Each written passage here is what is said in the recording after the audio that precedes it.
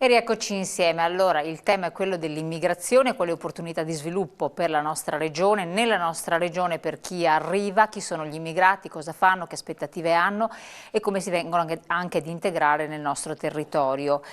Più immigrati, più crescita, punto di domanda. Lo vedremo da un rapporto che è stato stilato per opera della Fondazione Leone Moressa, pubblicato a ottobre, ma di cui si è discusso anche questa mattina a un importante convegno tenuto dalla CGIL a Mestre, e noi abbiamo i nostri esperti per dibattere di questo tema. Il dottor Enrico Di Pasquale, ricercatore Fondazione Leone Moressa, grazie di essere qui con noi. Buonasera, grazie a voi. E dopo spiegherà anche ai nostri telespettatori che cos'è la Fondazione, in modo che si comprenda anche dove nasce, insomma, questo rapporto, questa ricerca.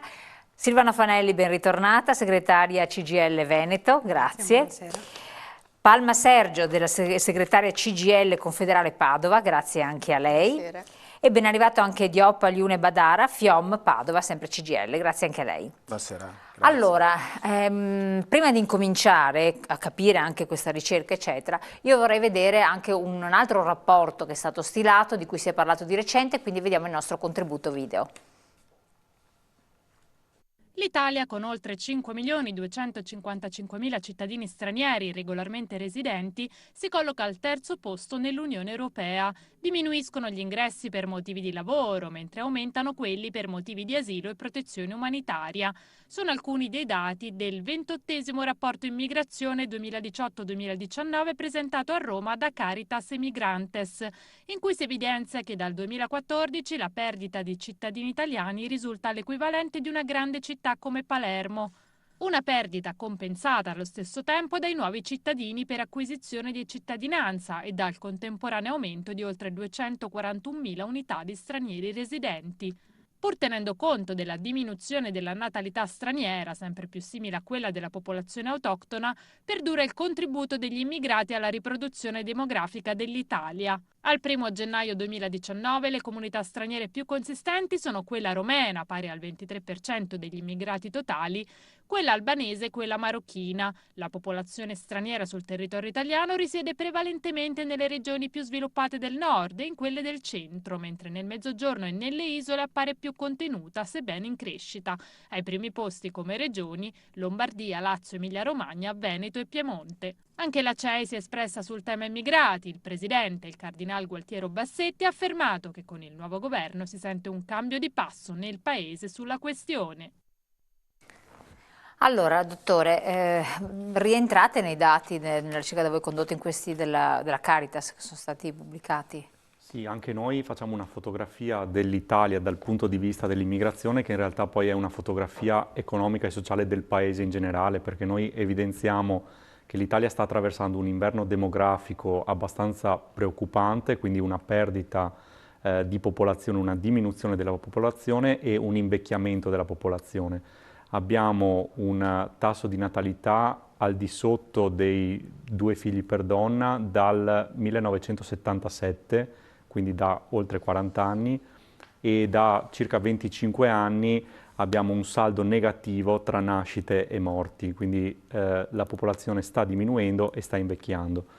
Parallelamente molti giovani italiani vanno via, noi abbiamo stimato una perdita netta, quindi la differenza tra chi è partito e chi è rientrato solo dei giovani, di 250.000 unità negli ultimi 10 anni, quindi paragonabile alla città di Verona, che abbiamo perso appunto in 10 anni. Sono giovani che nella maggior parte dei casi non hanno intenzione di rientrare, ma trovano più opportunità all'estero, soprattutto nel Regno Unito, in Germania, in Svizzera e in Francia. Quindi in questo contesto, in questo momento, la presenza immigrata è abbastanza significativa anche sul piano economico e contribuisce a produrre circa il 9% del PIL nazionale, e a livello regionale siamo più o meno allo stesso livello, anzi sfioriamo il 10% del PIL. Quindi sono dati rilevanti, devono far riflettere abbastanza profondamente, perché c'è un cambio insomma in atto, epocale. Sì, diciamo che ormai la presenza straniera è una presenza strutturale nel nostro paese. Noi negli ultimi anni l'abbiamo gestita come un'emergenza, focalizzandoci soprattutto sul sistema d'accoglienza. Però per dare un dato, a livello regionale i migranti accolti nei centri di accoglienza sono circa 6.000, i migranti regolari che lavorano, pagano le tasse sono 500.000, quindi oltre 70 volte tanti. ci siamo occupati molto di quelli nell'accoglienza, molto poco invece delle politiche di integrazione di chi è già nel territorio e delle politiche di ingresso di nuovi lavoratori che potrebbero dare un contributo ulteriore. Ecco, la Fondazione di che cosa si occupa, proprio per capire da dove è nata questa indagine che avete condotto, questo La rapporto? Fondazione è nata nel 2002 da un'iniziativa dell'Associazione Artigiani CGA di Mestre che continua a sostenere e a promuovere la Fondazione, e quindi tentiamo di avere un approccio il più possibile basato sui dati e sui dati economici, su fonti ufficiali, in modo di dare un contributo al dibattito sull'immigrazione che esca un po' dall'ideologia a favore o contro, ma misuriamo i dati, misuriamo il contributo economico per poi... Esatto, con una valenza economica prevalentemente, perché poi è quella di cui si conosce poco, no? Sì, che poi è quello che interessa anche l'opinione pubblica. Si è parlato molto in questi anni di costo dell'immigrazione. In realtà l'immigrazione, la presenza immigrata, appunto non considerando solo quelli che sono nell'accoglienza, ma quelli che sono in Italia, quindi anche e soprattutto quelli che lavorano, dà un contributo positivo, perché è una popolazione più giovane rispetto a quella italiana, quindi con un basso impatto sulla sanità e sulle pensioni, e invece un contributo positivo in termini di tasse, di contributi versati e appunto anche di imprese create e di nuova produzione avviata. Ecco, a questo proposito abbiamo i dati con una slide in Veneto, in modo particolare della presenza, della produzione di ricchezza degli immigrati, il numero di immigrati e gli immigrati per province. Eccola qua. Vogliamo commentarla, segretaria? Sì, come diceva il dottor Di Pasquale, vogliamo dare, per questo con la collaborazione con la Fondazione, uno spaccato del fenomeno che vada al di là della propaganda, perché ci siamo occupati di questo fenomeno solo da un punto di vista un po' sensazionalistico, senza andare a vedere cosa rappresenta realmente per il tessuto sociale ed economico, perché non dimentichiamoci mai che dietro questi dati ci sono delle persone. Le persone compongono un tessuto sociale, anche quello della nostra regione, dando il loro apporto sì dal punto di vista economico, ma anche della apertura, della interculturalità, che sono tutti arricchimenti per una regione, per un paese. Tanto che dovremmo sforzarci ancora di più di lavorare in termini di integrazione culturale nel territorio, attraverso l'istruzione, attraverso la formazione, attraverso il riconoscimento di queste diversità. Sono fenomeni che sono strutturali, come diceva il dottor Di Pasquale, e quindi dobbiamo smetterla di affrontarli da un punto di vista solo di emergenza. Forse se un'emergenza abbiamo è quella di non riconoscere la necessità di far crescere gli ingressi per motivi di lavoro, che vuol dire anche regolarizzazione, vuol dire anche legalità, vuol dire sottrarre queste persone alla invisibilità e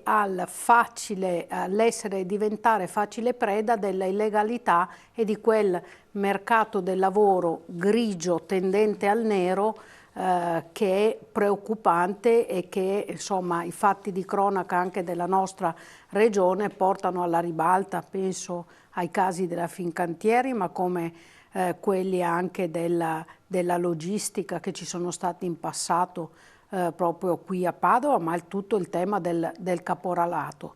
Far emergere nella regolarità queste persone vuol dire aiutare uno sviluppo armonico di tutta la società e vuol dire far crescere anche il livello del mercato del lavoro tutto per tutti, non solo per queste persone che, come diceva il dottore, sono in questa fase un po' schiacciati verso lavori più pesanti, meno pagati, più precari. Ecco, relativamente sempre a questo, dottore, dopo passiamo anche ad altre osservazioni, emerge nello spaccato dell'occupazione, avete fatto anche un'indagine in questa, quindi che tipo di occupazione per lo più possono trovare, e poi come funziona, perché un tempo, con il primo decreto flussi eccetera, le aziende prima della grande crisi chiamavano coloro di cui avevano bisogno, no? Quindi si arrivava nel nostro paese se c'erano determinate richieste. Poi con questi flussi che sono stati così anche incontrollati eccetera, si è persa un po' appunto la cognizione di cosa far fare, cosa possono fare, come occuparli, e molti sono anche poi spariti tra l'altro, quindi c'è anche stato questo problema dove magari sono finiti in situazioni di sfruttamento di chissà quale genere, senza andare a pensare al peggio, che però purtroppo non si sbaglia neanche. Sì, diciamo che questo è uno dei problemi, forse il principale problema della gestione dell'immigrazione negli ultimi anni in Italia, cioè la chiusura degli ingressi regolari per lavoro. Questo nell'idea che con la crisi l'aumento di disoccupati italiani potesse in qualche modo essere incanalato in quei lavori, quindi chiudere i flussi di lavoratori stranieri poteva in qualche modo, si pensava che potesse consentire ai disoccupati italiani di trovare lavoro. Ma era anche il problema che tante aziende hanno chiuso, che loro tantissimi immigrati sono rimasti senza lavoro, tra l'altro. Ecco, in realtà appunto in questo modo sono aumentati gli ingressi irregolari ed è aumentato il lavoro nero, soprattutto, guarda caso, in quei settori con alta incidenza di lavoratori stranieri, quindi l'edilizia, l'agricoltura, per cui il fabbisogno di manodopera di quel tipo è sicuramente aumentato, ma non c'è stata da un punto di vista normativo, legislativo, la possibilità di farli entrare regolarmente, quindi questi hanno seguito altri canali. Per dare un dato, nell'ultimo anno, nel 2018, in Veneto ci sono stati solo 2000 permessi di soggiorno per lavoro rilasciati nell'ultimo anno, compresi gli stagionali. Perché questi numeri qui? Perché non ce n'è bisogno?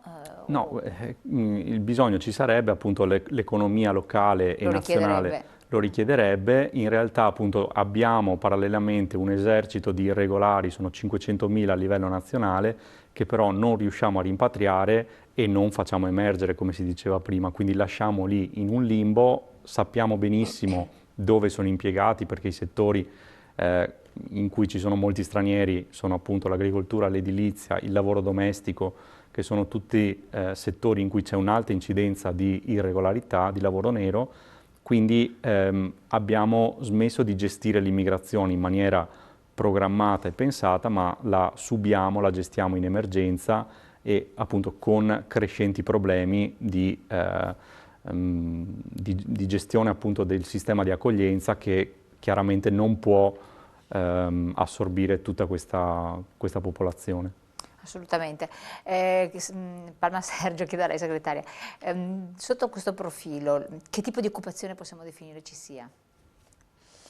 Beh, sicuramente c'è un'occupazione rispetto agli stranieri di lavoro povero, perché come è stato detto prima... Quindi anche retribuito? Sì, noi abbiamo, se andiamo a vedere i dati della presenza di stranieri in provincia di Padova, per esempio, noi abbiamo una presenza del 10,4% di popolazione rispetto alla popolazione residente. E in Padova città, che è la città con una maggiore presenza, abbiamo 34.619 persone straniere. Questo a Padova. Poi se ci spostiamo nelle zone limitrofe, quindi della provincia, noi andiamo ad una netta diminuzione, perché ad esempio se andiamo a Piove di Sacco abbiamo una presenza di 2.357 persone. Scendendo ancora di più arriviamo addirittura a Baone, anzi a Barbona o Arquà Petrarca, con 33-32 presenze di persone straniere.